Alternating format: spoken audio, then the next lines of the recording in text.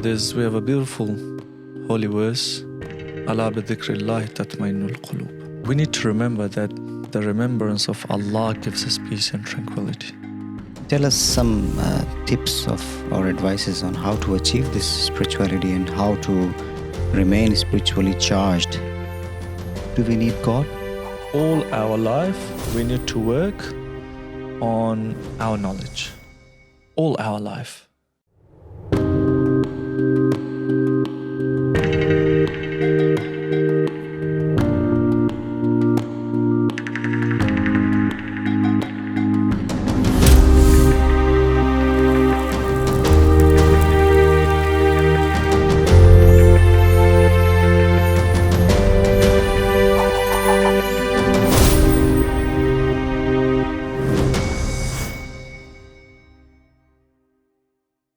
Bismillah ar-Rahman ar-Rahim. Assalamu alaikum. Welcome to another exciting episode of Hossaini Podcast. I'm your host, Ahmad. Today we have got a special guest, our respected and dear Islamic scholar, Sheikh Ibrar Mohammadi. Welcome, Sheikh Ibrar, to our show today. Thank you so much for having me. It's an honor being here. And my salam to all of the brothers and sisters that are watching us. Thank you, Sheikh Ibrar, for your time. Sheikh Ibrar is originally from Melbourne. He was a student of psychology originally, and he went to Qom, Iran to pursue Islamic Studies. He's back from Qom, and now he's serving the community in Sydney, in Imam Ali Center. Sheikh Ibrar, how do you find Melbourne's weather since you're back for a few days to Melbourne now? Alhamdulillah, it's great coming back home. It's a bit cold, by the way, but other than that, it just has that feeling of being at home. Alhamdulillah, the brothers, alhamdulillah, the parents, everyone's here. So it's great, alhamdulillah. MashaAllah, Sheikh Ibrar was one of the pioneer members when Hossaini Society was formed in around 2012 and 2013. He was, mashallah, one of the active members. He was involved in teaching students in Hossaini Saturday and Sunday school. He was a student of psychology. He studied in Melbourne University. And then he went to Qom, Iran to pursue Islamic Studies. Sheikh Ibrar, just tell us about the admission process of Islamic Studies in Qom. What is the admission process? So basically, when it comes to Islamic studies, especially studying in Qom, the university that is running is Al Mustafa International University. And the process is not too hard, especially for the people who are living in Australia. It is a bit hard for the students that are coming from Pakistan, different countries, especially Asian countries, because there's a lot of students there in Iran from these countries. But because from Australia there's less students, you guys are usually accepted easily because there's less students there. And the age has to be 18 years and above. This is something that's probably one of the main requirements. Other than that, you don't have to have previous Islamic knowledge or any of these prerequisites. So you could be just someone who just wants to know about Islam. There's Islamic studies there for you. And I would love to help anyone out who's interested, who wants to come and pursue this journey, this beautiful journey. And it's beautiful. I'm loving it. And hopefully I'll have new brothers and sisters joining us in Qom, Mashhad, in Hawza, inshallah. Inshallah. Sheikh Ibrar, do students have to pay any tuition fees while they are studying at Hawza in Qom? So it works like this, brother Ahmad. Usually when we go there, when everything is sorted out, you're enrolled, you are given like allowance from the Maraje, like Centrelink we have here. So it's like an allowance is given to you, but it's not much. If you're unmarried, it's a bit easy for you because you stay in hostel and food, so many things are provided. You just on Fridays it's off and you have to do your own cooking, so on and so forth. So if you're unmarried, it's nice and easy. And once you get married, it becomes a bit hard financially, especially if you're not coming back for tabligh and so on and so forth. But other than that, it's good, alhamdulillah. But your question about the allowance and financial part of it, if someone's married, they need to have a backup plan. So it could be someone, for example, parents helping out until he finishes studies. Maybe when he comes back in holidays, he works and does a bit of saving and then goes back and spend that money. Because the money that we get from the Maraje, it's not much. And in Iran, it's expensive now. Living costs have gone high. So it's a bit hard. But other than that, alhamdulillah, if someone truly studies for the sake of Allah, we have tradition. If someone truly studies for the sake of Allah, the sustenance will be after him. So do not be scared from that part. There's a lot of beautiful options once you come back. There's, alhamdulillah, communities, schoolwork, universities. We have Islamic Studies in universities. And there's a lot needs to be done. And I recommend the youth that are good at studies, they really like Islamic knowledge, please take some time out from your life and study Islam, inshallah. Alhamdulillah, inshallah. Sheikh Ibrar, how long do you typically have to study to become an Islamic scholar? Like the setup of studying, is it similar to universities? Like you have to do 4 years bachelor's degree and then master's and PhD. Is it similar to this setup? So we have two types of, in a sense, study in Hawza. One is the classical or the traditional way. The other way is more the university way, the new modern system. So the one that is the traditional way, you go traditionally with different books that you study. The new modern system is bachelor's, master's, PhD. So you do that. Both options are available in a sense, and it's up to you which one you really like to pursue. Other than that, when it comes to when you become a scholar, there's not exact definition, to be honest, because the knowledge is always there. And as a student, we should always pursue, we should always, should be after gaining our knowledge, building upon our knowledge. So there's not a certain time. But other than that, the scholars say this, that if someone's wearing this libas, this turban, and this amama, they should at least have studied fiqh and usul in Hawza. In Hawza, we study in different levels. So I'm just making it easy for people to understand.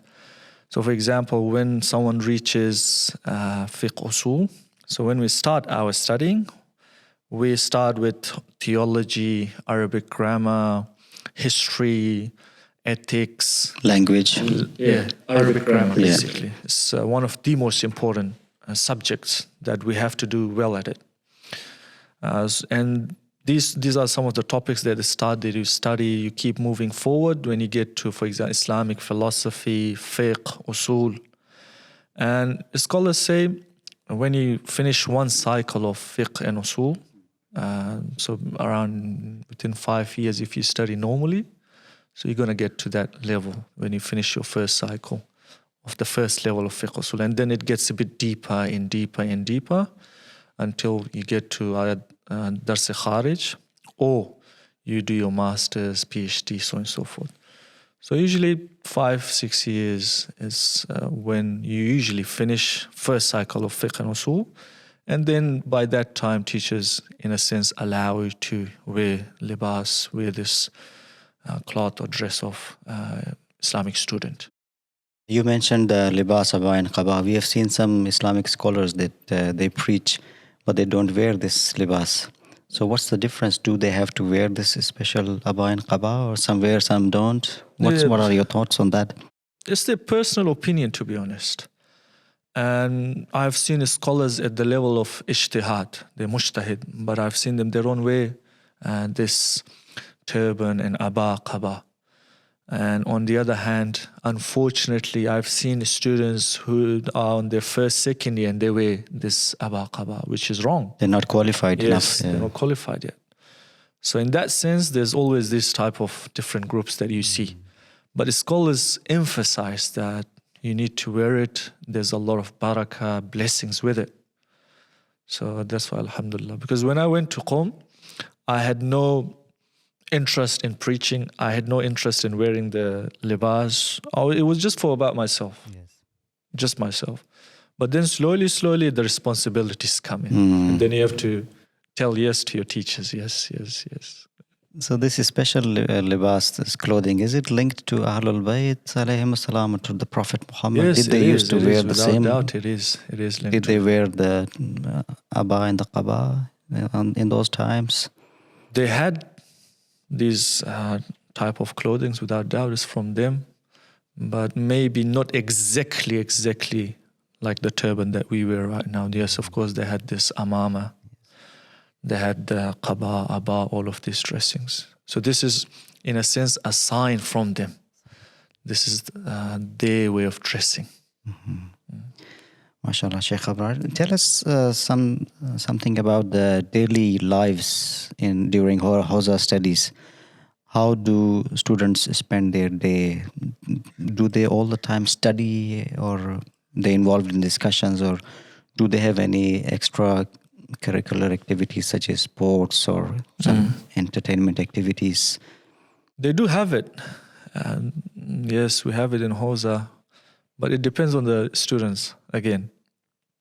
Majority of the time it goes to studying and discussions. And the other times, yes.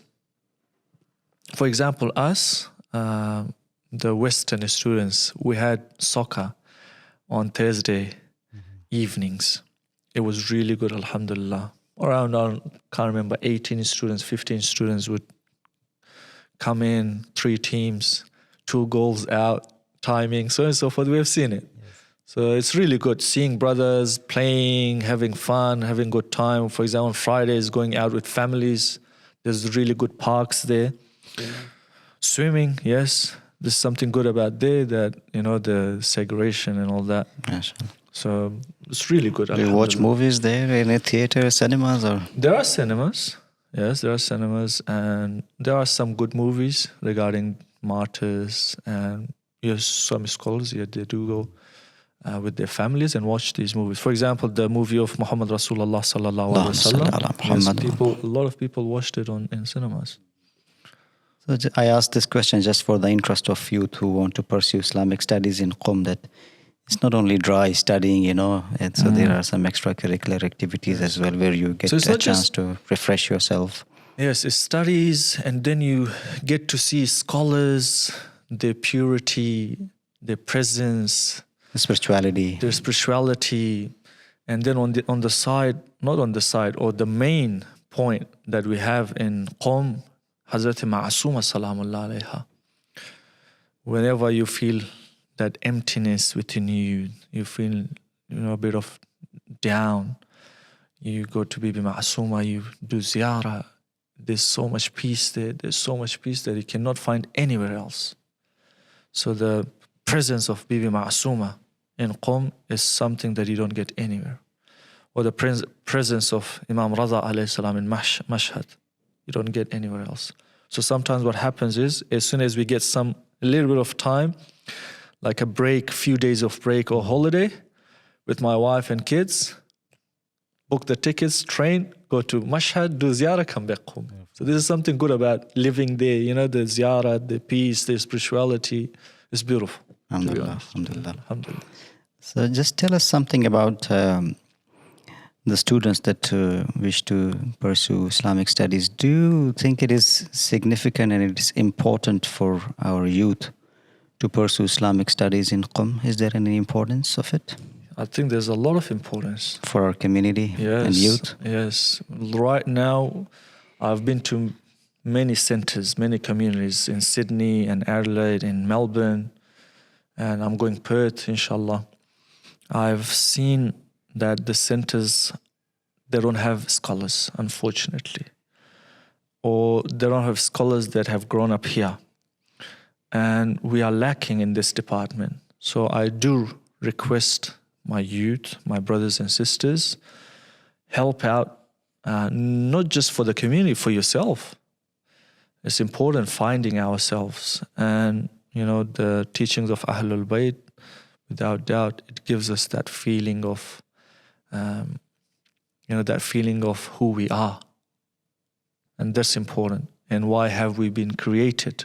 What's the purpose of life? How to get to that level? And you see scholars that have been on this journey, they have got to that level. And that's probably one of the most important parts in HOSA, that you study these topics, the purpose of life, how to get there, and how to help and to make it better for our Imam when he reappears, inshallah. Yes, and that's we have got so many challenges in the societies that we live in Australia, and our community needs guidance and leadership to guide us in different matters. Yes. So, can you point out some of those matters that really are important to our community, and we need Islamic scholars so they go and study Islamic studies and come back and lead the community? Yes. In terms of these matters related to social issues, politics, and can you point out some of? Alhamdulillah, our community is growing. You guys can see in Ashura procession, it's huge. The numbers are huge. In all cities, the numbers are huge. And in each department, we need people. Either it's politics, either it's education within universities, either it's Islamic studies. In each department, we need people. And it will be really good if it's from our community, a mu'min, a believer, who has that feeling of working for the people. So they need to come forward. They need to come forward, and as much as they can, they need to give back to the community for the sake of Allah. Yes. So at every department, we need people. Likewise, Islamically, because we have thousands of people, and there are hundreds of our youth growing up here. Some are born here, some were really young when they came here. They need Islamic education. And if there's no scholars from here going to Qom, not studying, how are we going to fulfill all of these requirements? So we need to have sisters and brothers, not just brothers, we need to have sisters too, that studying Islamic studies and hopefully firstly working on themselves, building their knowledge, doing their own purification. And on the other hand, when they come back, it will be really helpful for the community. Inshallah, it's really helpful. Inshallah. It's a beautiful part. Inshallah. You mentioned Qom as one of the centers of providing these Islamic studies. Are there any other centers as well? Like we have heard about Najaf in Iraq. And are there any other institutions or cities offering these courses? To be honest, I haven't been to Najaf Institute. And without doubt, alhamdulillah, the HOSA used to be there and they still have it. And scholars are learning there. And it's beautiful. I cannot comment more than this because I haven't been there. Yes. And I don't know how it works there. So I know about Qom and Mashhad. There are some brothers studying in Mashhad and Danishgah Razawi. So there's one option really good for the brothers and sisters. And another option is this Qom HOSA or institutes that are running there. Yeah. So, yeah. So one last piece of advice. What would you advise to our brothers and sisters, especially to our sisters that wish to pursue Islamic studies? How they need to prepare themselves, and just a last piece of advice for them? All our life, we need to work on our knowledge. All our life. No matter if you're a scholar or a non-scholar. We need to keep building upon our knowledge. Knowledge is like a light. When it comes within your life, you can easily go through problems and make your life's quality much better. And it's good for sisters and brothers. And probably one of the points that we are lacking in the Western world is knowledge. There's true Islamic knowledge. And if someone truly goes and studies and brings it back, the nur, the light, the teachings of Ahlul Bayt, people will accept it. And yes, we need sisters too, to be honest. We need sister scholars that have properly studied in Hawza, and they come back and help out the other sisters. Sometimes it's hard for me talking about some of the topics when it comes to sisters. If a sister has studied, if she comes back, she can put more influence on others, especially on the sisters. So we're doing it, sisters, inshallah. Sheikh Ibrar, you spoke about spirituality, about knowledge and wisdom. I live, or we all live in Melbourne, which was ranked as world's most livable countries, and I think ranked first for the last few years. In terms of materialistic needs, alhamdulillah, we have got all facilities. Centrelink, even if you are unemployed, there is Centrelink to support us. If you are, God forbid, and get disabled, we have got Centrelink support, disability pension. And if the partners, God forbid, they get separated, they get supported. There's always help. So yeah, there's material, in terms of material needs, we don't lack anything. Alhamdulillah, we have house, we have cars, good food, all the facilities are there. So do you think that there's a need of God in this kind of environment and society? Do we need God? Everything is getting fulfilled. Is there God that's helping us on top of that? Or? Yes.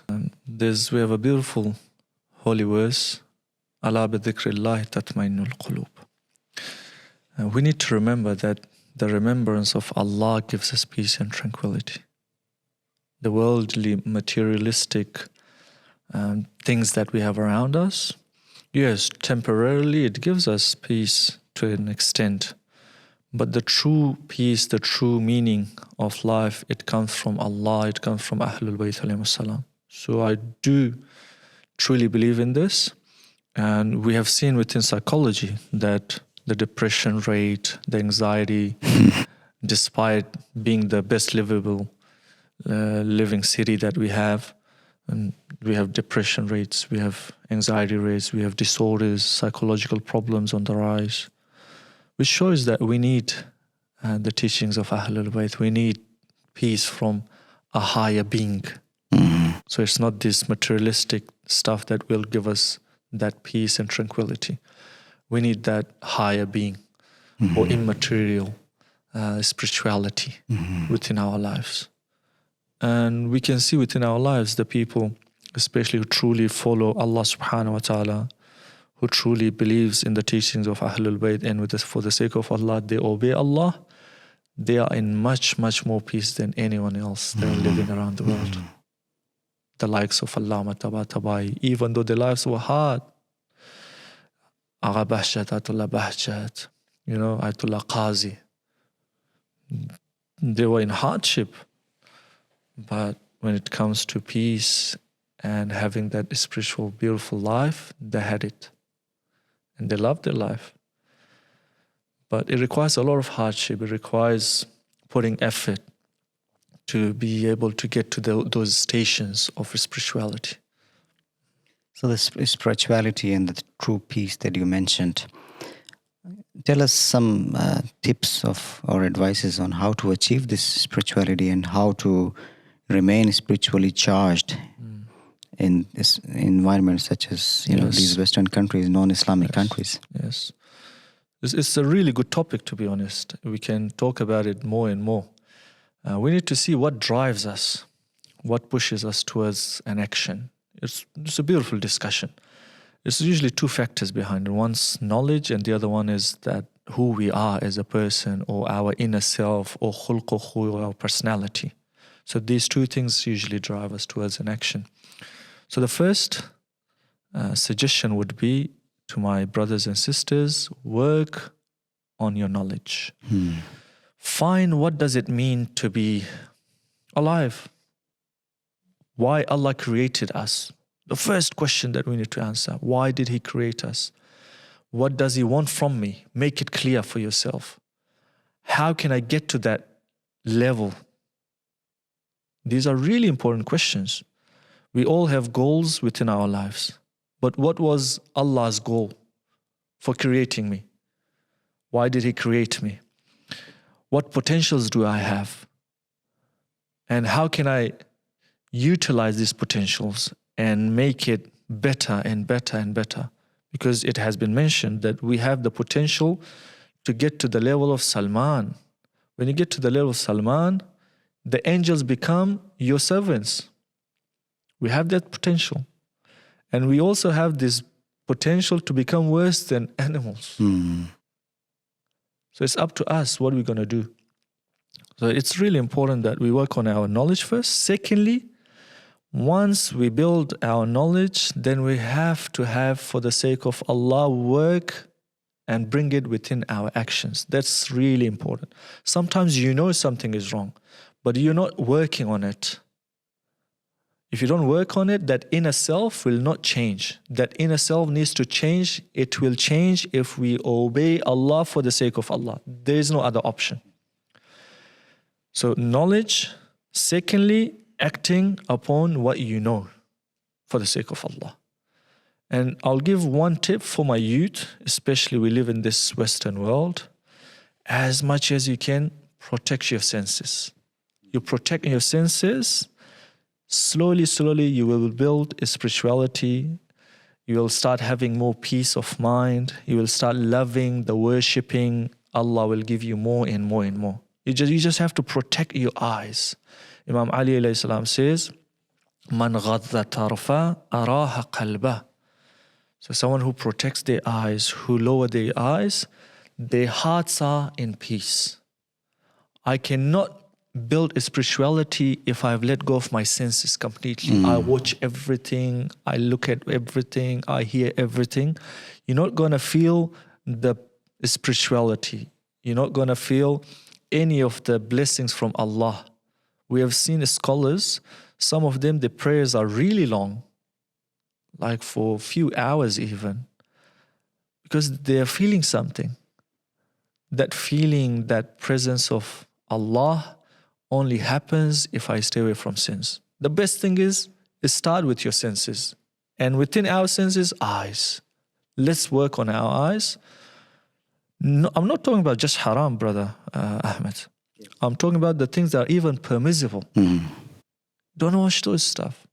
Slowly work on ourselves. Inshallah, we work on ourselves, and without doubt, you're going to see the difference. Yes. So Shaykh Mutahari says this, work on your senses, on your body first, control, bring them under your control. Then slowly you will have mind control. And then slowly the other stations of spirituality you will witness, inshallah. Yeah, inshallah.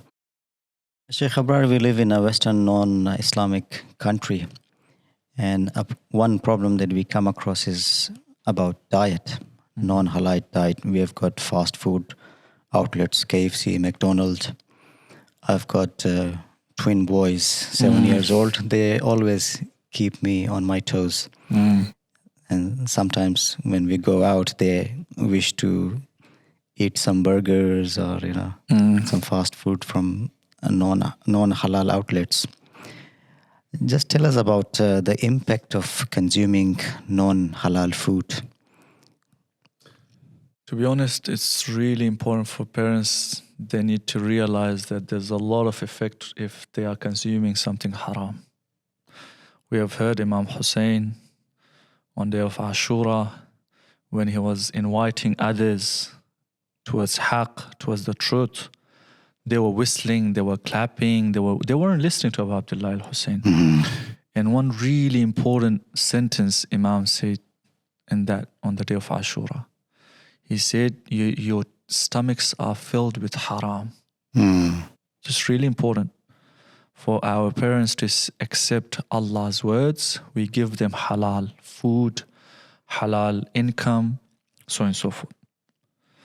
When it comes to McDonald's, KFC, all of these outlets, fast food restaurants, Alhamdulillah, we have Afghan restaurants or Pakistani restaurants. We have halal food available right now.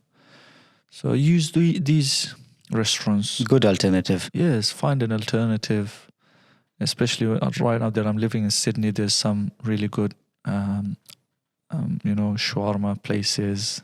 The Arab Muslim brothers are running it, fast food restaurants. So I usually sometimes when I have to go somewhere out for children, I usually take them there, and we have something halal there. So it's important. Keep this in mind. Food has a lot of effect on our spirituality, not just haram food.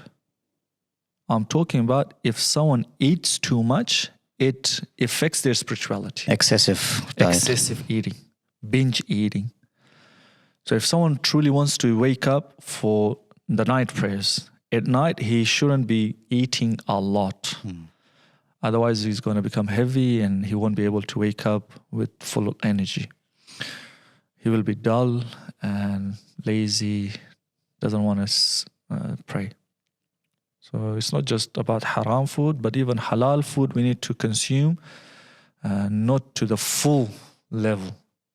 Yes. Yeah, these are some challenges that we face, especially our youth, in terms of upbringing them. One more thing that we are noticing more now in our society, in our communities, in our Shia Muslim communities, it's about they keep dogs in their homes. They take them out for a walk. They play with them, And the dogs, they lick them. And the hairs get attached to their bodies and clothing. One thing we need to get straight, brother. Yes. All of the creation of Allah, they are beautiful. And we have to respect all of the creation of Allah. Either it's an animal, even plants. We have rights of plants. We have rights of animals, rights of humans. So we need to get that clear. Even if it's a pig, even if it's a dog, they are creation of Allah. And we have to show respect. Other than that, when it comes to fiqhi matters, we need to obey Allah's commands. Because sometimes what happens is, some of the commands of Allah has some special effects. And we need to, in a sense, accept that reality. We have to accept that reality. When it comes to dogs, they are a beautiful creature. They're really very loyal, yes, friendly. Loyal. They have a lot of good qualities.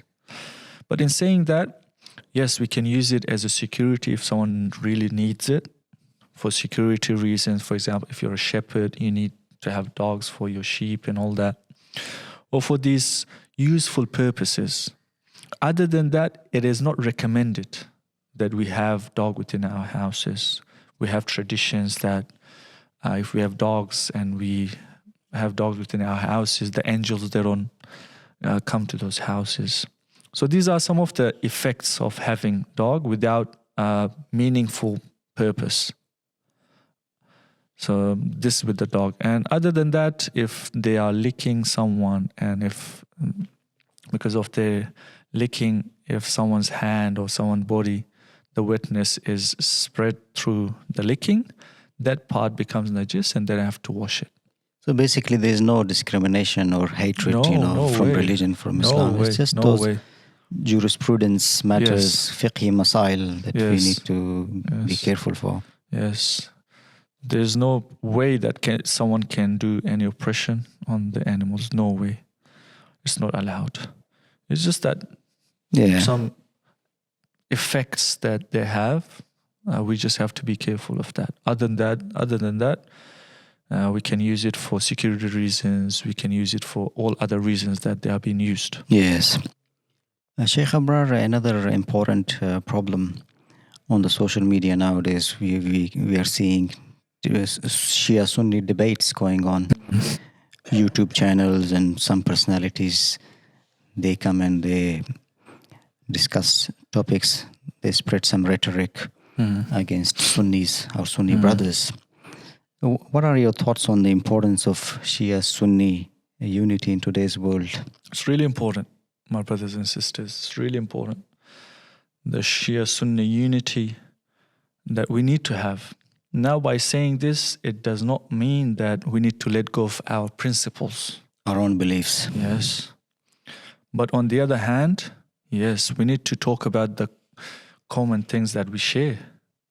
Tawheed, we share unity of Allah, the Holy Quran, Prophet Muhammad, peace and blessings be upon him, the love of Ahlul Bayt. We need to talk about these things and come closer, because the division will create more discord, more fitna.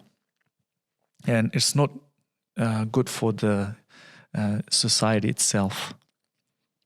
So it's important.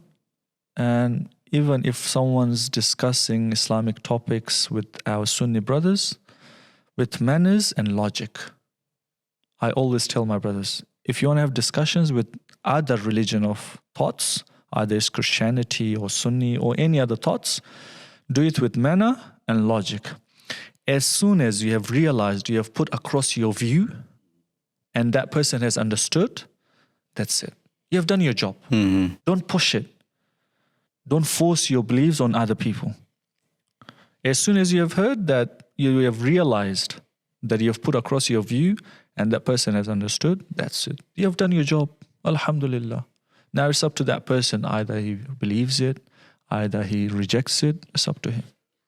Just do it in academic way. Yes, We have got books yes. and do it in manner, logic, academic way, not insulting other personalities of other school of thoughts. not swearing at them. Of course not. Of course not. Most of our Maraje have also warned us, and they have It's haram. prohibited. Yes, it's It's haram. impermissible to disrespect Yes. the... You guys can imagine, God forbid, someone insults Amir al-Mu'mineen, Imam Ali. How are you going to feel? Do you like talking to that person? Imagine someone disrespects or, God forbid, insults Lady Fatima Zahra salamullah alayha. Do you feel like talking to that person? You won't. So we need to be smart. If we want to bring people towards Islam, we need to be with the best of manners, dialogue, so on and so forth. Yeah.